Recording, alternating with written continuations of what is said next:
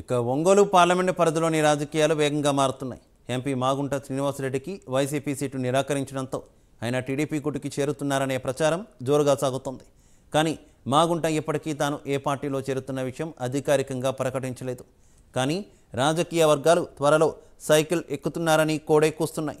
ఈ క్రమంలో నిన్న ఒంగోలు పార్లమెంటు పరిధిలోని టీడీపీ నియోజకవర్గ ఇన్ఛార్జీలతో మాగుంట శ్రీనివాసరెడ్డి, అతని కుమారుడు రాఘవరెడ్డి ఆత్మీయ సమావేశం నిర్వహించారు. దీంతో ఆయన టీడీపీ గుటికి చేరనున్నట్టు దాదాపు ఖరారైంది.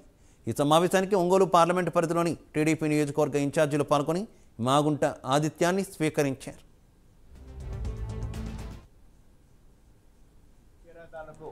మా కుటుంబం సంసిద్ధంగా ఉన్నది.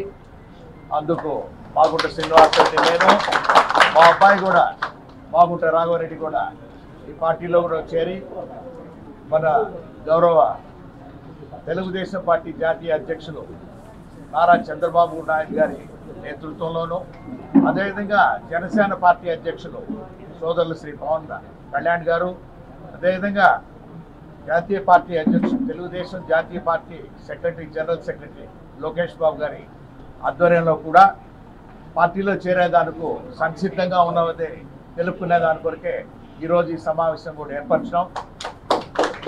వారి అనుమతితో ఎప్పుడు ఏ రోజు పార్టీలో చేరాలనేది వారు సూచించిన తర్వాత ఎక్కడ ఏ ప్రాంతంలో పార్టీలో చేరితే కూడా బాగుంటుంది అనేది వారు ఆలోచించి చెప్తారు. కాబట్టి ఖచ్చితంగా ఆ రోజు మేమంతా మాగుంట కుటుంబ అభిమానులు, మాగుంట కుటుంబ శ్రేయోభిలాషులు అందరూ కూడా ఆ రోజు పార్టీలో కూడా చేరేతానికి సంసిద్ధంగా ఉన్నామని మరొకసారి మీకు అందరు కూడా ప్రజానీకానికి తెలుపుకునే దాని కొరకే ఈరోజు ఇక్కడ అందరూ కూడా కలుపుకోవడం జరిగింది.